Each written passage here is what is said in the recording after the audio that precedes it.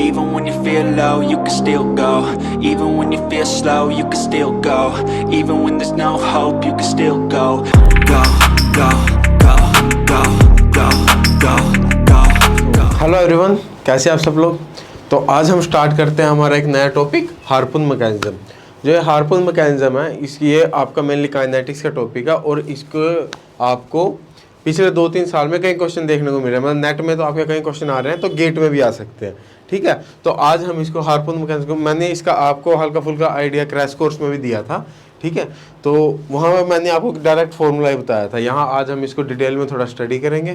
ठीक है, और इसके बेस पे जो आपके प्रीवियस ईयर क्वेश्चन आए हैं उनको हम देखेंगे। ठीक है, तो देखते हैं हार्पून मैकेनिज्म। हार्पून मैकेनिज्म क्या होता है, हमने कोलिजन थ्योरी पढ़ी थी। मतलब कोलिजन थ्योरी मैं मान रहा हूँ कि सभी को पता है। ठीक है, कोलिजन थ्योरी में क्या था, कोलिजन थ्योरी जो हमारे इफेक्टिव कोलिजन होते हैं,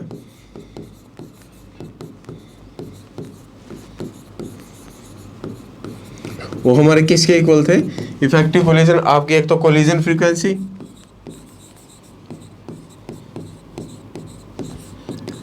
कोलिजन फ्रीक्वेंसी पे डिपेंड कर रहे थे, और एक एनर्जी फैक्टर था।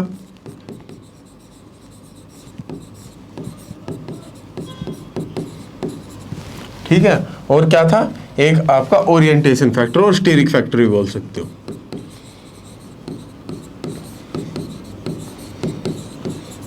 कोलिजन थ्योरी में क्या था कि जो आपके इफेक्टिव कोलिजन होते हैं वो आपके किस किस चीज़ पे डिपेंड करते हैं, एक तो कोलिजन फ्रीक्वेंसी पे, एनर्जी फैक्टर पे और स्टीरिक फैक्टर पे। ठीक है, और जो आपके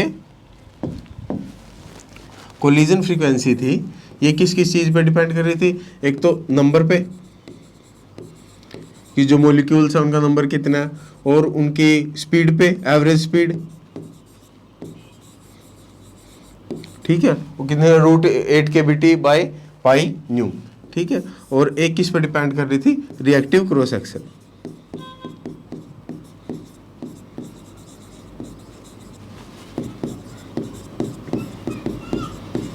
जो किसके इक्वल था, पाई सिग्मा AB स्क्वायर, या फिर इसको पाई D स्क्वायर भी बोल सकते हैं। ठीक है, और एक स्टीरिक फैक्टर था P।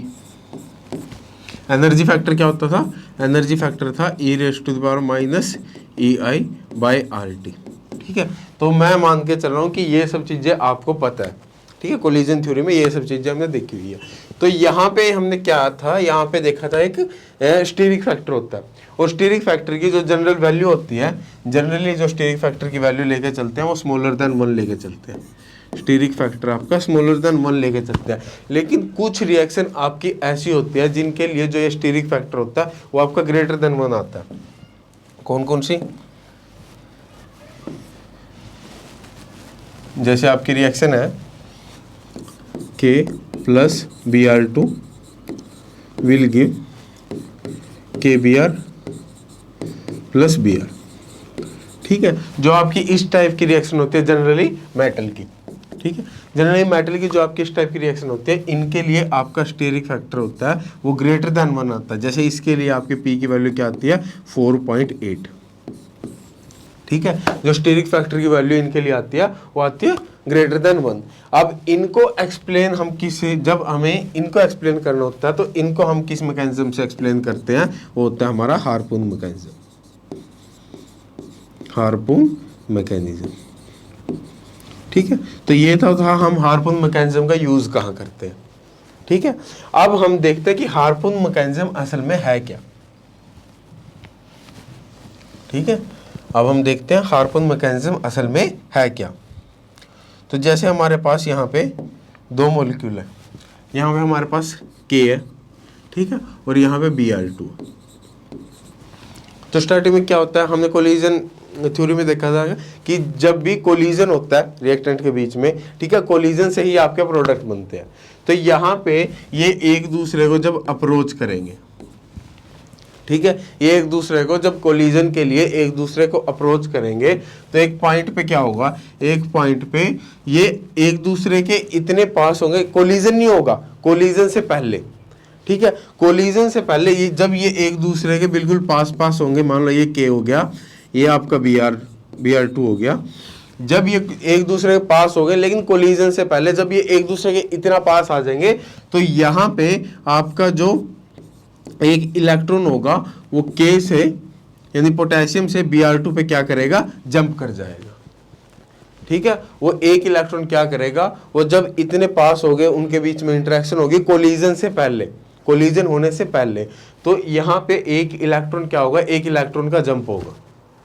ठीक है, इलेक्ट्रॉन का जंप होने के बाद जो ये आपका K हुआ, ये आपका किस में चेंज होगा, पोटेशियम आपका K पॉजिटिव में चेंज हो जाएगा, क्योंकि इसने इलेक्ट्रॉन क्या कर दिया, एक इलेक्ट्रॉन लूज कर लिया। और Br2 आपका किस में चेंज होगा, Br2 आपका Br2 नेगेटिव में चेंज होगा।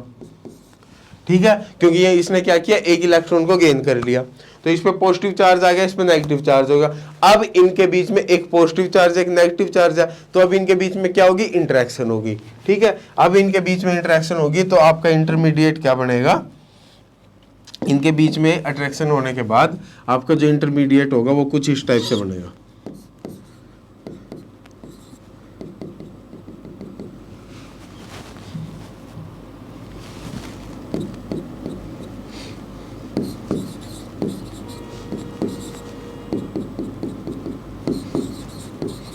ठीक है, एक K और एक Br के बीच में क्या होगी, K आपका K पॉजिटिव था, Br आपका Br नेगेटिव में चेंज हो गया था, और इनके बीच में आपके क्या होगी, इंटरेक्शन होगी, और यहाँ से ये टूटने के बाद आपको KBr प्लस Br देगा। ठीक है, तो ये था आपका हार्पून मैकेनिज्म। हार्पून मैकेनिज्म क्या बोलता है, हार्पून मैकेनिज्म बोलता है कि जब भी आपका वो मेटल, ठीक है, और एक आपका नॉन मेटल जो कि आपका यहाँ पे Br2 है, और एक आपका मेटल है, वो दोनों एक दूसरे को क्या करेंगे, अप्रोच करेंगे। एक कोलिजन से पहले वो एक डिस्टेंस पे आएंगे। ठीक है, मान लिया वो उन दोनों के बीच का डिस्टेंस है r, उस डिस्टेंस पे क्या होगा, जो आपका एक इलेक्ट्रॉन होगा, इलेक्ट्रॉन का जंप होगा, कहाँ, metal to non metal, metal से नॉन मेटल पे आपका एक इलेक्ट्रॉन का जंप होगा, और उस इलेक्ट्रॉन को क्या बोलते हैं, इस इलेक्ट्रॉन को बोलते हैं हार्पूनिंग इलेक्ट्रॉन, हार्पूनिंग इलेक्ट्रॉन। ठीक है, एक इलेक्ट्रॉन का यहाँ पे क्या होगा, एक इलेक्ट्रॉन का जंप होगा, जंप होने के बाद आपका जो मेटल होगा उस पे पॉजिटिव चार्ज आएगा, नॉन मेटल पे नेगेटिव चार्ज आएगा, उसके बाद उनके बीच में क्या होगी, इंटरेक्शन होगी। ठीक है, इंटरेक्शन होगी, इंटरेक्शन होने के बाद आपका वो टूट के KBr प्लस Br दे देगा। ठीक है, तो ये तो था हार्पून मैकेनिज्म। अब यहाँ पे देखते हैं कौन कौन सी एनर्जी इन्वॉल्व है।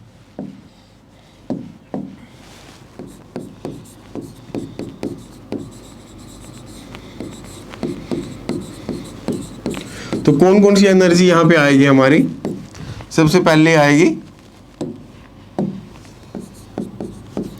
अब मेटल ने क्या किया, मेटल ने क्या दिया, इलेक्ट्रॉन दिया, तो मेटल की कौन सी एनर्जी आएगी, ionisation energy.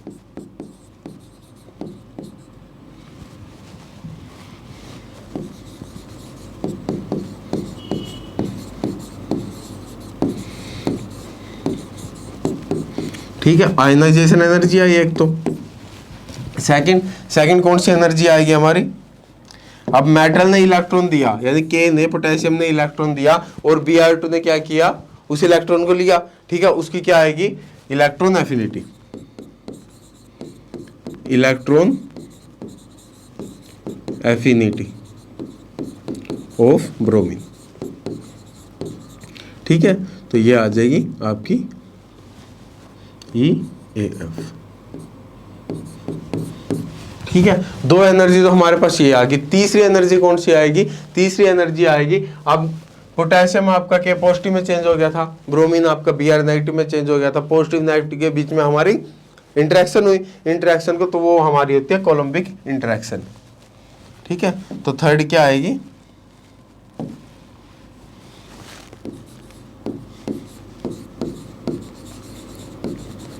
Coulombic interaction between ions. ठीक है, आयंस के बीच में इंटरेक्शन होगी ना, कोलम्बिक इंटरेक्शन होगी आयंस के बीच में, और वो किसके इक्वल होगी, जो आपकी इंटरेक्शन होगी ये किसके इक्वल होगी, ये होगी, एक पर पॉजिटिव चार्ज है एक पर नेगेटिव चार्ज है, तो -E²/4πε0r, और r क्या, r है आपकी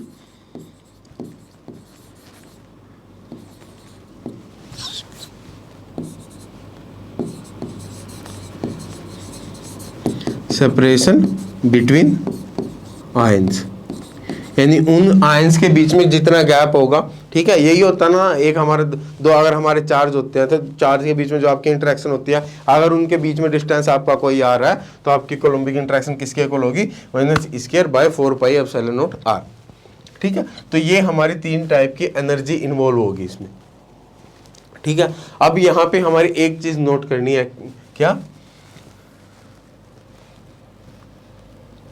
अब जैसे जो ये आयनाइजेशन एनर्जी होगी, आयनाइजेशन एनर्जी में क्या होगा,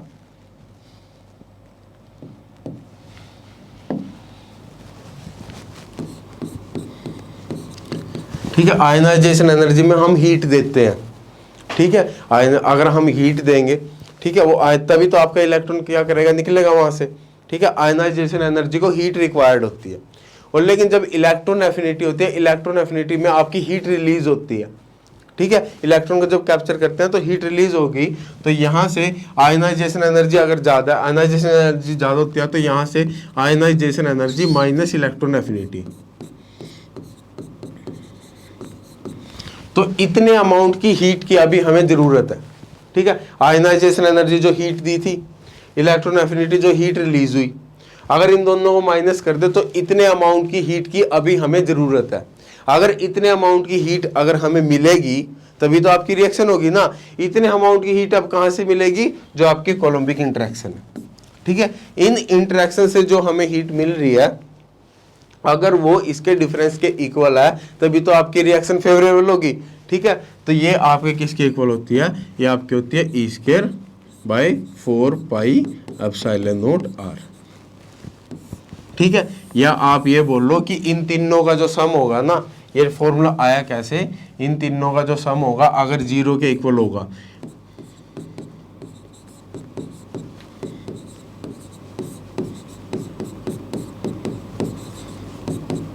या तो 0 होगा, ठीक है। इन तीनों का अगर सम 0 के इक्वल होगा तभी तो आपकी रिएक्शन होगी, ठीक है। ओवरऑल आपको किसी कोई एनर्जी, या फिर यहाँ से अगर कोई एनर्जी रिलीज होगी तभी तो स्टेबल होगा ना, ठीक है। तो यानी कि ये अगर आपका 0 के इक्वल होगा तब आपकी रिएक्शन क्या होगी, energetically favourable,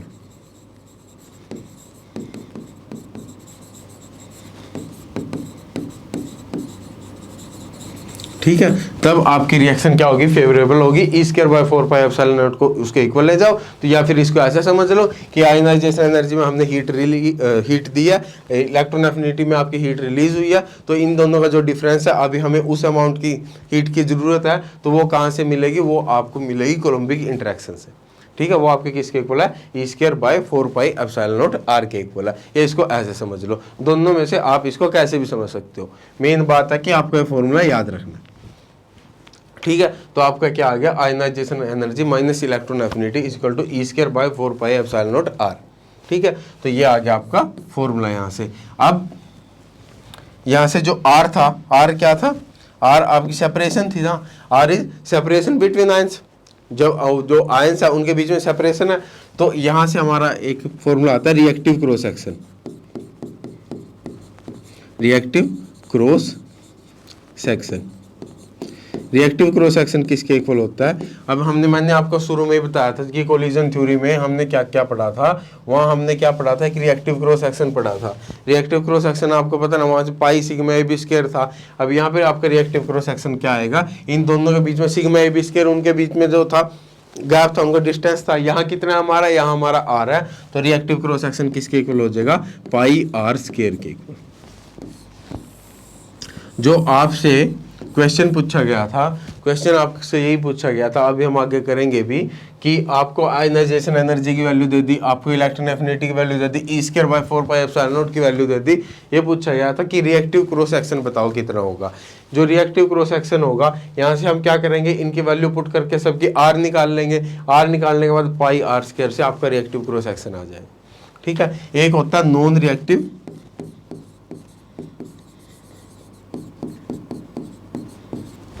collision cross section,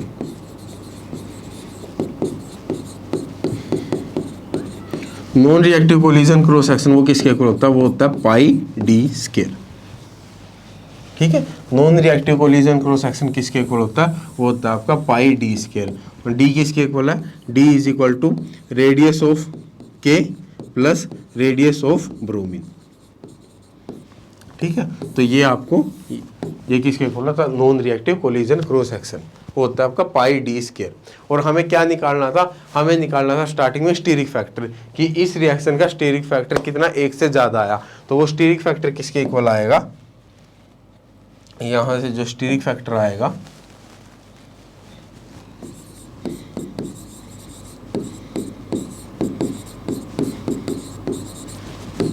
P is equal to pi r square, यानी reactive cross section area divide by pi D square, यानी कि non reactive collision cross section, ये दोनों इसके इक्वल आएगा। तो यहाँ से हम हार्पून मैकेनिज्म से हमारे स्टीरिक फैक्टर की वैल्यू निकाल सकते हैं। तो यहाँ से अगर हम इस रिएक्शन की जो K plus B R two will give KBr plus BR, इस रिएक्शन के अगर स्टीरिक फैक्टर निकाल लें तो वो एक्सपेरिमेंटली आपका 4.2 के आसपास आता है। ठीक है, यहाँ से अगर यहाँ से निकाले तो 4.2 के आसपास आता है, वैसे एक्सपेरिमेंटली उसकी वैल्यू 4.8 के आसपास होती है।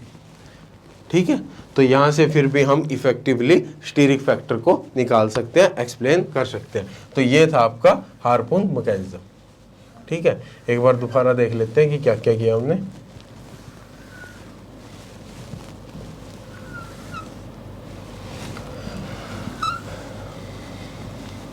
ठीक है, हमारा हार्पून मैकेनिज्म स्टार्ट हुआ था, हमने देखा था कि हमने कोलिजन थ्योरी में क्या क्या पढ़ा है। जो हमारे इफेक्टिव कोलिजन होते हैं वो आपकी कोलिजन फ्रीक्वेंसी, ठीक है, एनर्जी फैक्टर और स्टीरिक फैक्टर पे डिपेंड करते हैं। एनर्जी कोलिजन फ्रीक्वेंसी आपकी नंबर, एवरेज स्पीड और रिएक्टिव क्रॉस सेक्शन पे डिपेंड कर रही थी। ठीक है, एनर्जी आपकी e⁻⁻ थी और स्टीरिक फैक्टर आपका P था। अब P आपका जनरली क्या होता है, स्मॉलर देन 1 होता है। P आपका क्या होता है, जनरली स्मॉलर देन 1 होता है, लेकिन कुछ रिएक्शन के लिए आपकी P की वैल्यू ग्रेटर देन 1 आती है, जैसे कि हमारी ये वाली मेटल वाली रिएक्शन होगी। ठीक है, तो इनको एक्सप्लेन करने के लिए हमने किसकी हेल्प ली, हमने ली हार्पून मैकेनिज्म की हेल्प। अब हार्पून मैकेनिज्म ने क्या किया, हार्पून मैकेनिज्म ने बताया कि अगर जब भी ये दोनों रिएक्टेंट आपस में अप्रोच करते हैं तो कोलिजन से पहले एक पर्टिकुलर डिस्टेंस पे क्या होता है, इनके बीच में इंटरेक्शन होती है और मेटल से नॉन मेटल पे आपका एक इलेक्ट्रॉन जंप हो जाता है। ठीक है, वहां से जब आपका इलेक्ट्रॉन जंप होगा उस इलेक्ट्रॉन को हम हार्पूनिंग इलेक्ट्रॉन बोलेंगे। ठीक है, और इलेक्ट्रॉन जंप होने के बाद एक आपका पॉजिटिव चार्ज आ जाएगा, यहाँ पे नेगेटिव चार्ज आ जाएगा, उन दोनों के बीच में आपकी कोलम्बिक इंटरेक्शन आएंगी। ठीक है, और वहां से हमारा ये इंटरमीडिएट बनेगा और इंटरमीडिएट से कॉम्प्लेक्स से आपका KBr प्लस BR मिल जाएगा आपको।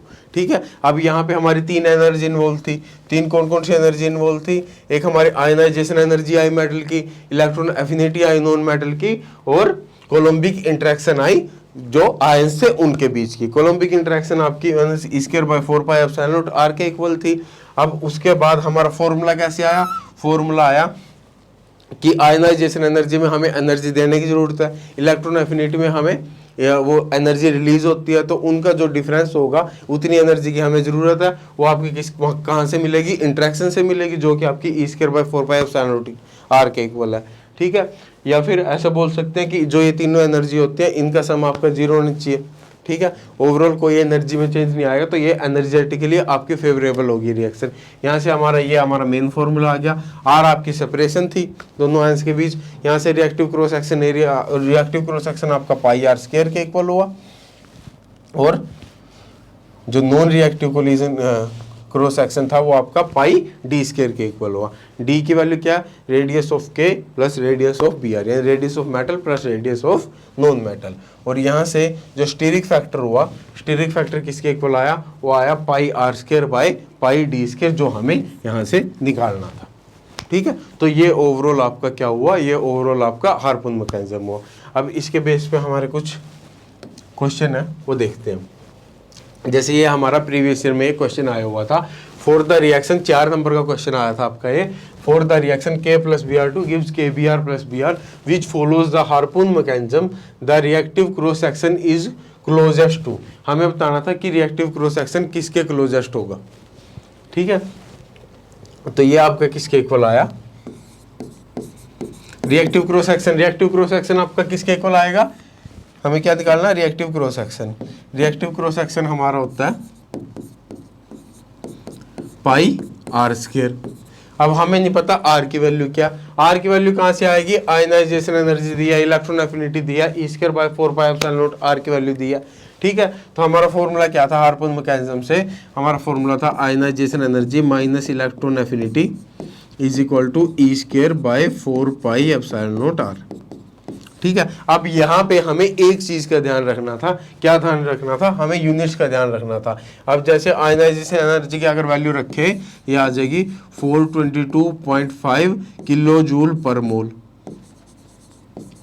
ठीक है, माइनस इलेक्ट्रॉन एफिनिटी की वैल्यू क्या थी, 250 किलो जूल पर मोल। ठीक है, e square by 4 pi epsilon not r की वैल्यू क्या दे रखी है, 2.3 into 10 raise to the power minus 28 joule metre. ठीक है, डिवाइड बाय क्या आएगा, डिवाइड बाय आएगा हमारा आर।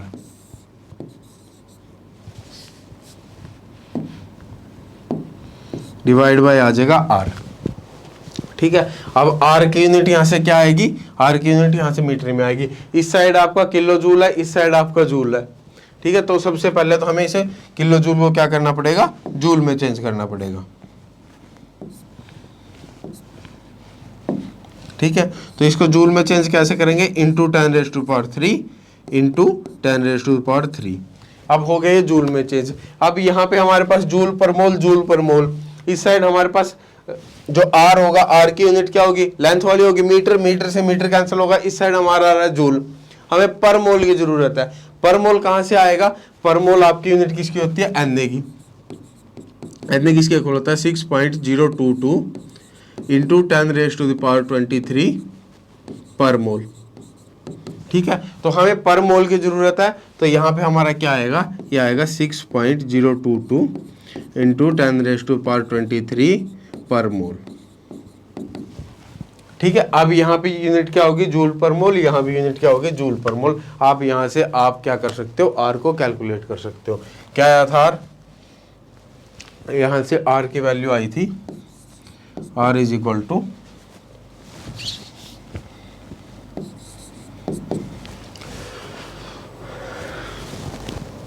यह आ जाएगा 2.3 into 10 raise to power minus 28 into 6.022 into 10 raise to power 23 divide by, ये क्या आ जाएगा 72.5 into 10 raise to the power 3।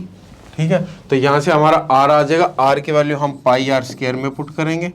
ठीक है, आर की वैल्यू पाई आर स्क्वायर में पुट करने के बाद वहाँ से आपका रिएक्टिव क्रॉस सेक्शन की वैल्यू आ जाएगी। ठीक है, तो ये सिंपल सा क्वेश्चन आया था। इसकी वैल्यू क्या आएगी, इसकी वैल्यू हमने कैलकुलेट की थी, ये 172 आएगा ना, 172.5। हाँ, तो इसकी वैल्यू क्या आई थी, इसकी वैल्यू आई थी आपकी 2 into 10 raise to power minus 18।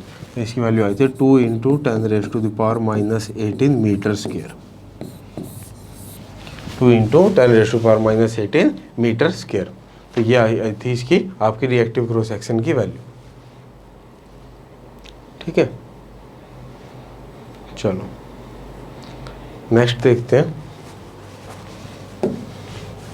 Next, हाँ भाई, ये आपका किसका, ये आपका अटकिंस का क्वेश्चन है। Estimate the value of P for the harpoon reaction between Na and Cl2 for which D is equal to 350 picometre. Take E is equal to this, I is equal to this and E square by 4 naught is equal to this.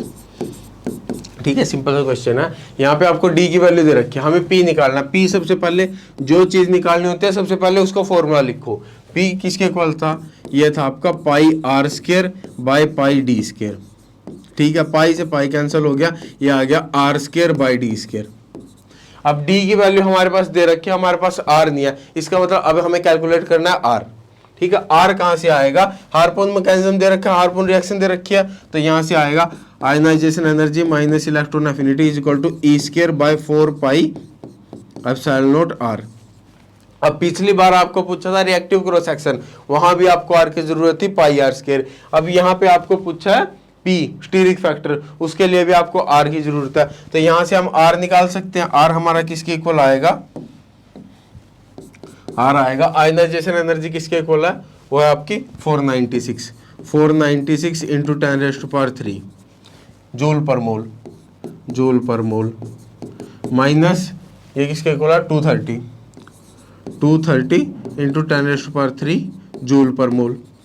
ठीक है, उसके बाद ई की value क्या है, E²/4 are की value है 2.3 into 10⁻⁻28 joule metre into N आएगा, पीछे ही बताया था 6.022 इंटू 10⁻23 पर मोल। ठीक है, डिवाइड बाय क्या आ जाएगा, डिवाइड बाय आर। ठीक है, अब तो सिंपल कैलकुलेशन है ना, अब तो कैलकुलेशन तो कर ही सकते हो। ये किसके इक्वल आ गया, ये आ जाएगा 6.662 into 10⁻³ joule per mole is equal to 2.3 into, ये इसको 6 ही मान लो, 13.8 इंटू 10⁻⁻5 बाय आर। ठीक है, तो यहाँ से हमारी आर की वैल्यू आ जाएगी। आर की वैल्यू हम क्या करेंगे, आर की वैल्यू यहाँ पे हम पुट करेंगे, यहाँ पे पुट करके आपकी पी की वैल्यू किसके इक्वल आएगी, पी की वैल्यू आएगी आपकी 2.520, ये आपका आर की वैल्यू आएगी 520.7 पिकोमीटर। इसकी वैल्यू वहाँ पर रखेंगे और ये आ जाएगा आपका 2.2। तो ये था आपका हार्पून का जो, हाँ इसमें आपकी एक चीज़ और होती है, एक छोटी सी चीज़ है, उस टाइप से भी आपसे कभी कभी क्वेश्चन पूछ लिया जाता है। जैसे कि आपका फॉर्मूला है ionization energy minus electron affinity is equal to E²/4πε0 R. ठीक है, ये आपका फॉर्मूला दे रखा है। ठीक है, अब उसने पूछ लिया कि रिएक्टिव क्रॉस सेक्शन एरिया सबसे ज़्यादा किसके लिए होगा, रिएक्टिव क्रॉस सेक्शन किसके इक्वल होता है, वो होता है πr²। ठीक है, तो रिएक्टिव क्रॉस सेक्शन के लिए आपकी आर की वैल्यू क्या होनी चाहिए, आर की वैल्यू होनी चाहिए ज़्यादा। आर की वैल्यू अगर यहाँ पे क्या होगी, ज़्यादा होगी, आर की वैल्यू हमने यहाँ पे ज़्यादा करी, तो आर जितना बड़ा होगा तो E²/4πε0 आर ये आपका उतना ही छोटा होगा। ये जब उतना ही छोटा होगा तो इसकी वैल्यू कम कैसे हो सकती है, या तो इलेक्ट्रॉन एफिनिटी की वैल्यू ज़्यादा हो, ठीक है, तभी तो ये कुछ ना कुछ माइनस होगा, इसकी वैल्यू कम आएगी, या फिर आयनाइजेशन एनर्जी की वैल्यू क्या हो, कम हो, तभी तो आपका रिएक्टिव क्रॉस सेक्शन क्या होगा। तो रिएक्टिव क्रॉस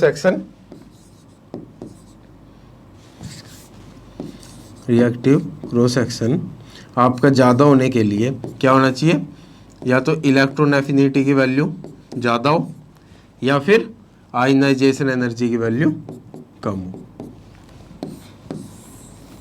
ठीक है, आप सर ये कैसे देखेंगे, ये आप देखोगे जैसे आपका क्वेश्चन आया था कि मैंने दे दिया Na+Cl2 दे दिया और K+Cl2 दे दिया। ठीक है, अब इन दोनों में क्या है, आपका Cl2 तो फिक्स है, Cl2 क्या हो गया, ये हो गया फिक्स। ये अगर फिक्स हुआ तो यानी कि हमारी इलेक्ट्रॉन एफिनिटी क्या होगी, इलेक्ट्रॉन एफिनिटी हमारी फिक्स होगी, यानी उसको तो हमें देखना ही नहीं है। उसको अगर हमें नहीं देखना तो अभी हम क्या देखना, हमने अभी देखनी है आयनाइजेशन एनर्जी। इन दोनों में से जिसकी आयनाइजेशन एनर्जी कम होगी उसके लिए रिएक्टिव क्रॉस सेक्शन ज़्यादा होगा। और अगर क्या कर दिया, यहाँ पे इसको फिक्स कर दिया Na+Cl2 और Na+Br2, अगर इस टाइप से कर दिया तो यहाँ पे अब क्या हो गया, अब Na फिक्स हो गया, Na फिक्स हो गया यानी कि आयनाइजेशन एनर्जी क्या होगी, फिक्स होगी। आयनाइजेशन एनर्जी फिक्स होगी तो अब हमें क्या देखनी है, जो चीज़ अलग है वो देखनी है, इलेक्ट्रॉन एफिनिटी देखनी है। जिसकी इलेक्ट्रॉन एफिनिटी वैल्यू ज़्यादा होगी उसके लिए रिएक्टिव क्रॉस सेक्शन आपका क्या होगा, ज़्यादा होगा। ठीक, तो आपके इस टाइप से आपको लगभग 4 नंबर में या 2 नंबर में इसके क्वेश्चन देखने को मिलते हैं। शायद ये आपका गेट में भी आ सकता है, तो इसको थोड़ा ध्यान से करेंगे। आई होप आपको अच्छा लगा होगा। Bye, okay bye, happy learning.